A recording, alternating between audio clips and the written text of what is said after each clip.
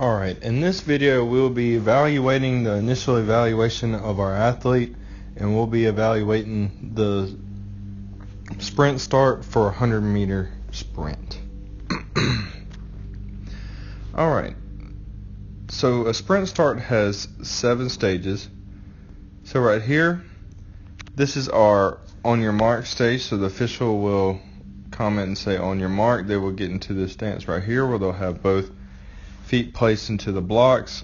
Everything's relaxed, so we'll put their one knee down on the ground. Their hands must be behind the line, and then they just rest with their body leaned forward. Then the next command that they will get from their official is to set. During the set stage, the athlete will raise their hips just like this, and they will hold this position. So as you can see here, the hips are extended, the lumbar spine is extended. As you can see also, the body weight is going forward. So as you can see right here, he's got a little bit of lean forward on him, and that's what you want. You want to actually get some of that body weight over the line. We can also see the angles that we have in his knees right here. So this back leg, which is a little bit extended, we like to have this one anywhere from 115 to 130 degrees. And let's see, as you can see here, we have approximately 122 degrees. And then for our back leg, we should have around 90 degrees. You want to get as close to 90 degrees as you can, because this front leg is where a lot of your power is going to come from during your push off. So as you can see, we have 104 degrees there.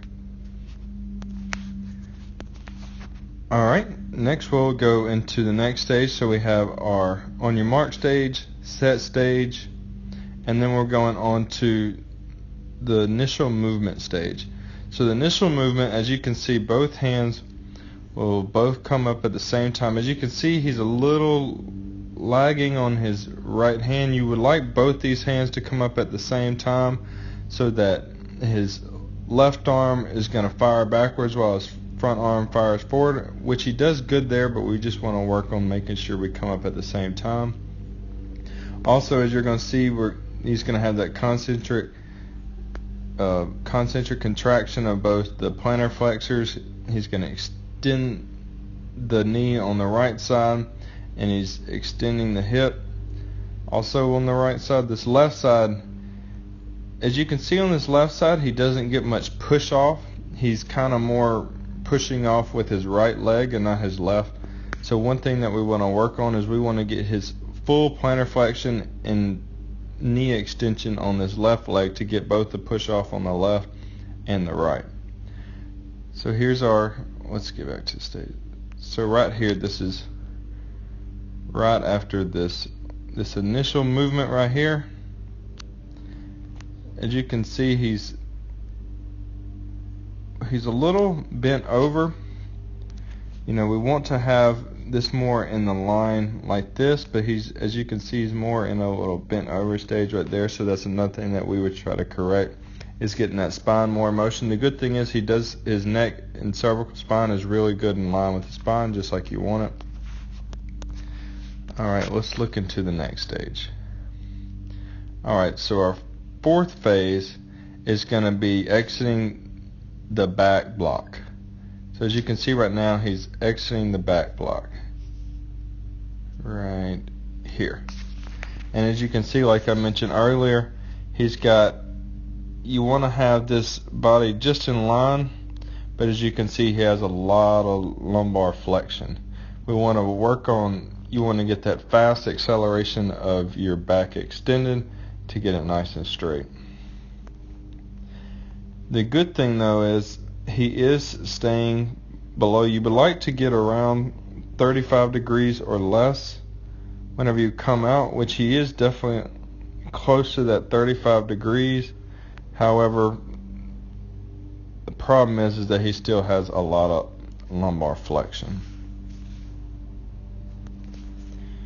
Alright, we'll go on to the next stage.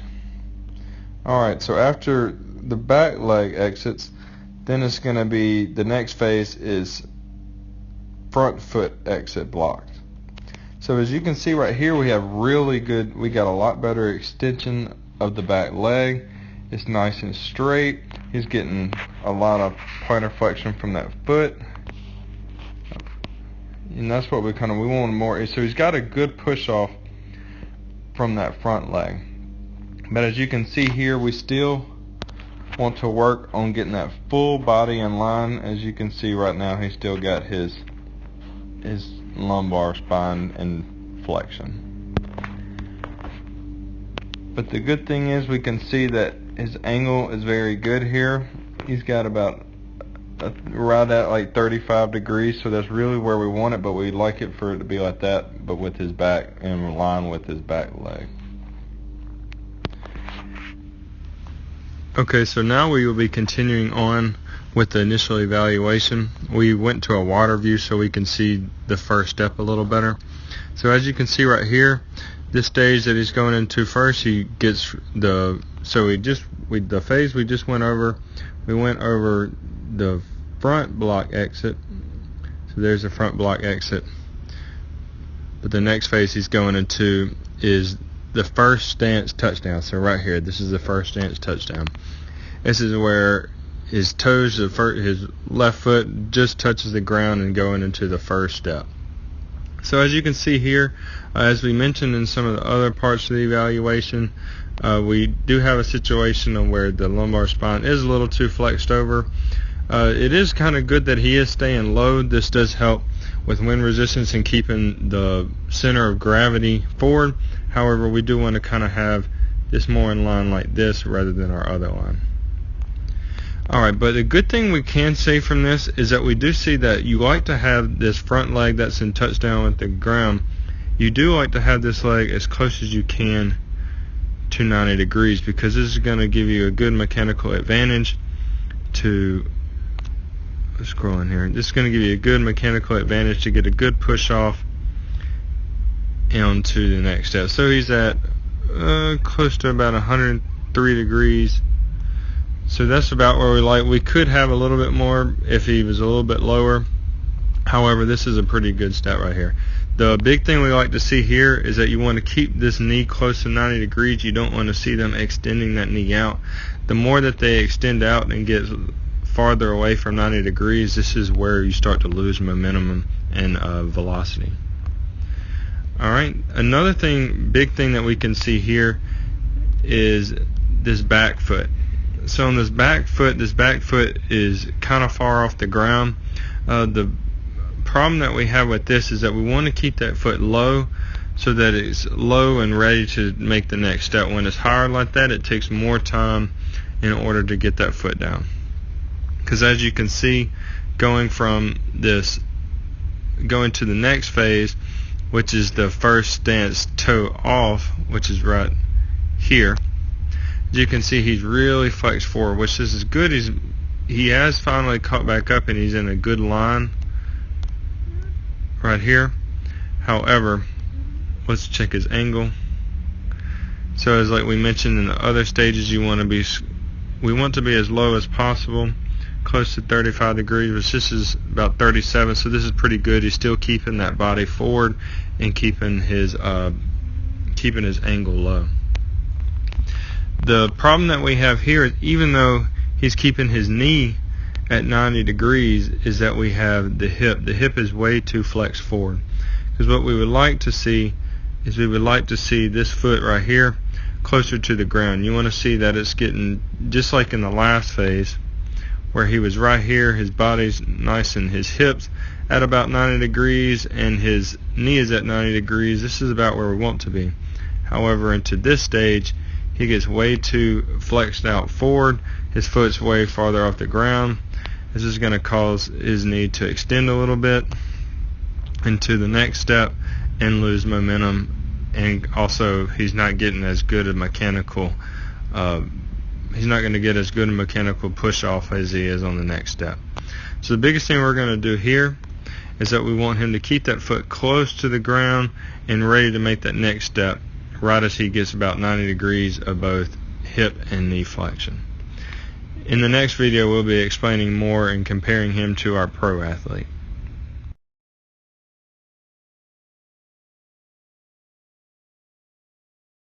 Okay, in this part of the video, we will be analyzing the difference between our athlete on the left and the pro athlete on the right.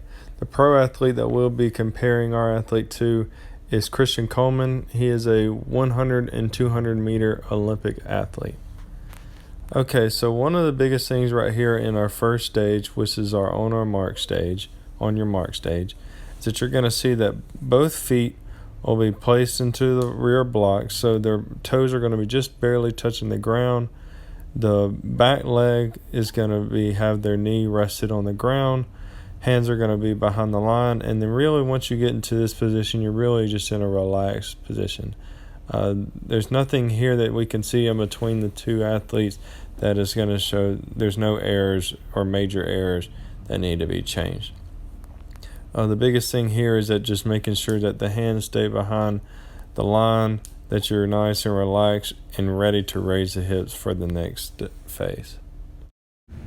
So our second phase of motion for our sprint start is going to be the set phase. So for the set phase, the athlete is going to raise their hips into a position to where their knees are placed so they can be loaded and ready to accelerate out of the blocks.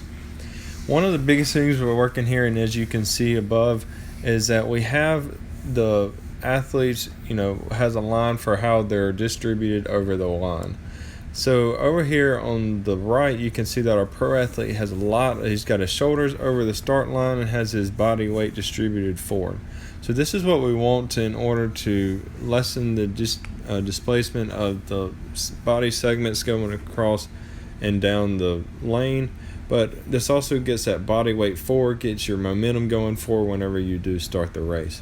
So that is one correction that we do want to make in our athlete. We would instruct him to, during this set position, to work on getting those shoulders over the line, but still balanced and keep that momentum going forward. In the second part of our set phase, we'll be looking at the knee angles. So one of the biggest things is whenever you raise the hips up, our biggest reason we're loading is we're trying to load the knees and the hips.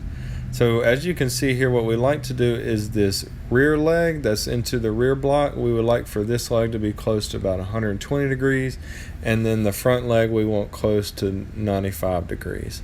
And so this is going to allow it to be in an angle so that it can push off of the block quickly, but also have a good mechanical advantage for torque. As you can see here, our athlete did a really good job at getting in a good position. He's just about the same angles as he is to the pro athlete on the right.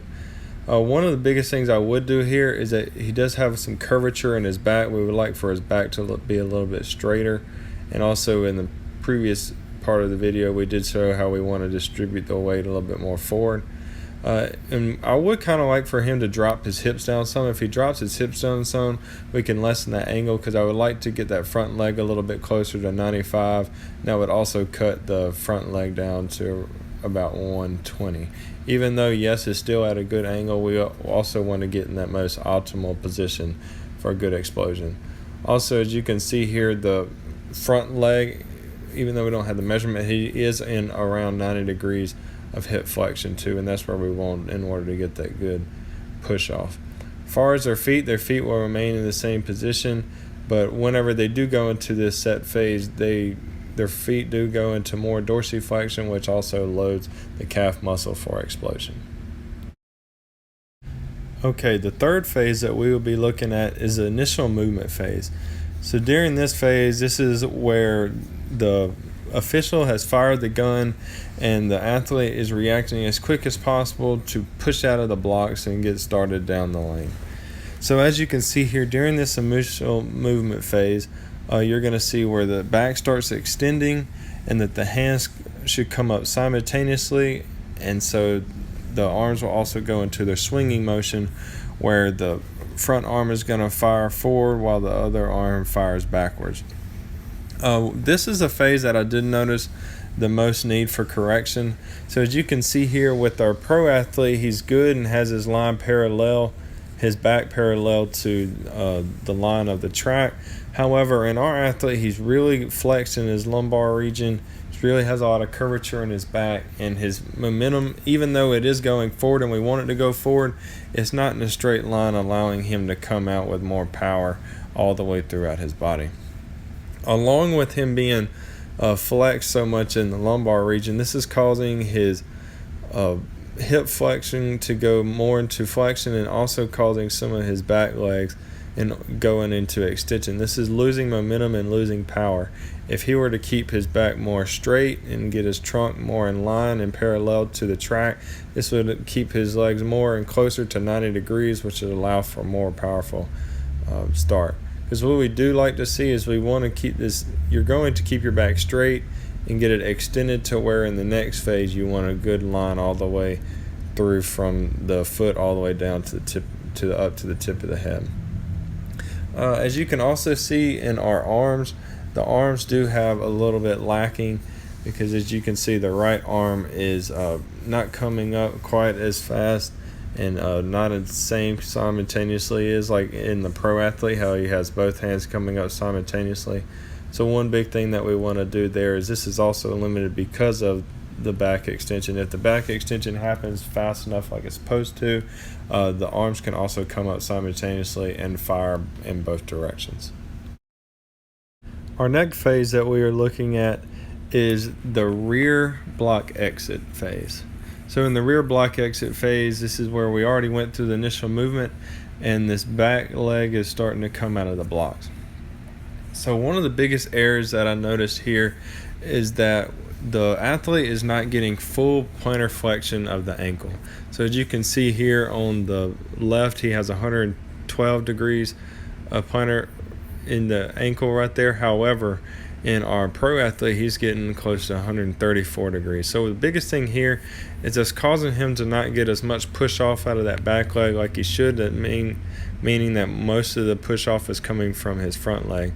However, to be the most optimal performance, we want to make sure that we're getting good push out from both legs. So he wants to make sure he gets good extension of the knee, extension of the hip, and then all the way plantar flexed for that ankle.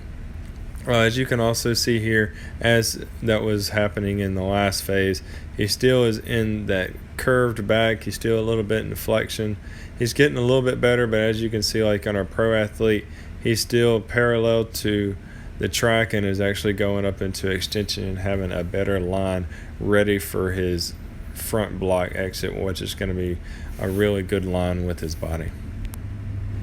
We can also see an error in the hands, where, as we were mentioning in the last phase, is that we saw that their right arm was lagging because of the trunk extension not happening fast enough. It's causing him not to fire both arms swinging at the same time. As you can see, the left arm is swinging backwards and already halfway into extension before the front arm can even get into flexion.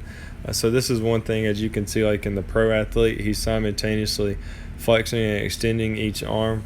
So that's what we want to work on, because if we don't have this happening simultaneously, he could lose power and lose momentum coming out of the blocks.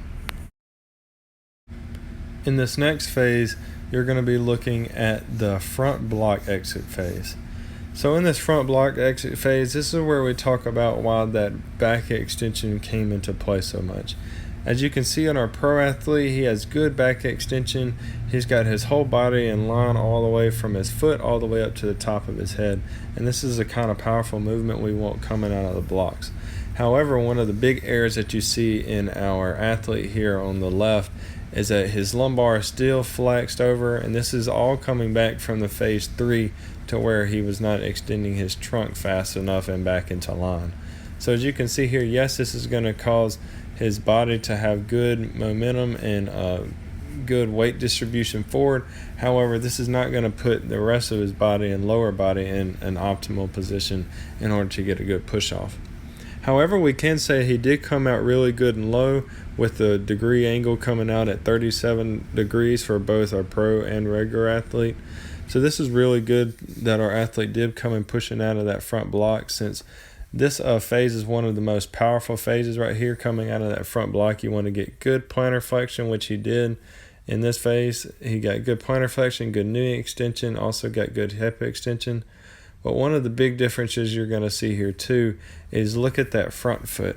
So in that front foot, since he is so much bent over, yes, he's at 90 degrees. However, this is causing his foot not to be as close to the ground. Now the good thing is his knee's still at around 90 degrees, and that's for his front leg, and that's what we want it to be at.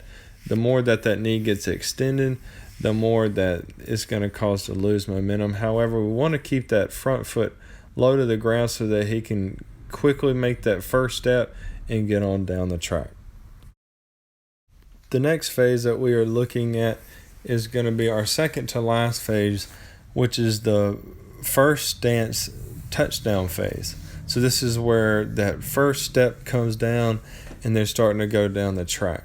So as you can see here, the big thing that we're looking at in this photo right here is the difference in angle in that back leg and how close he's keeping that leg down to the ground. So because our athlete is bringing that leg so much into flexion and is bringing that leg through the follow-through phase and swinging through, this is causing his leg to be higher, which could cause it to get extended and lose momentum and lose velocity whenever trying to get to that next step. However, as you can see in this pro athlete, he's keeping his legs so low it's almost to where he's dragging his toes. But why he's doing that is because into the next phase, he's trying to keep his foot nice and low so that he can be in the optimal position to get a good push off of that next step. Continuing, we will now be looking at the front leg of the first stance touchdown phase. So as you can see here, like I was mentioning, since he didn't keep his foot low to the ground whenever making that step, as you can see his knee got a little bit extended into 108 degrees, whereas our pro athlete is at 91 degrees. Now this is still not a bad position because he's still going to get a good push off from this position. However, this is not the most optimal degree that we want his knee to be at in order to get a good push off. And so what we want right here is that he does have good touchdown with the ground. Ankle is nice and dorsiflexion, loading the calf muscles. But if you get, the more we get closer to 90 degrees whenever we have touchdown of the toes, this will allow us to have a biomechanical advantage in order to get good torque of the knee and push off toward the next step. Okay, so our last and final phase here is going to be the first stance toe off phase. So as you can see here, he is about to complete his first step from exiting the starting blocks and is going to be going and continuing down the track into the accelerating and trying to be the first one to cross the finish line. So as you can see here, our athlete did really good at staying low. Him and both the pro athlete have a 41 degrees with their body. But one of the biggest things that I can see here, continuing on between the stages, is that the back is still in a little bit of flexion. Because that back is in flexion, he's not optimally in line all the way from the toes up to the head. So we do want to work and instruct our athlete to work on getting more straighter and coming out of the blocks. Now, one big thing I do see here is that there is a big difference in the distance between the foot and the track during this phase. So as you can see in our pro athlete, just like he did in the first step and going on to the second step, he keeps his foot really close to the track and ready to come in contact and push off toward the next step. He has his hips good at about 90 degrees and his knee at about 90 degrees. However, in our athlete here on the left, you can see his hip comes into a lot of hip flexion. He's probably in close to around 120 degrees of hip flexion. Now his knee is good in at 90 degrees, but whenever he steps, he's going to be extended, and since he's extended, this is going to cause him to need more force in order to get down the track and not put him in the optimal position to get a good push off toward the next step. So one thing that we would like for him to do here is we want to make sure to instruct him that we want to keep that back straight and keep those feet low to the track for those first two steps, because we want to get good push off. Don't let that knee get extended and don't lose any velocity.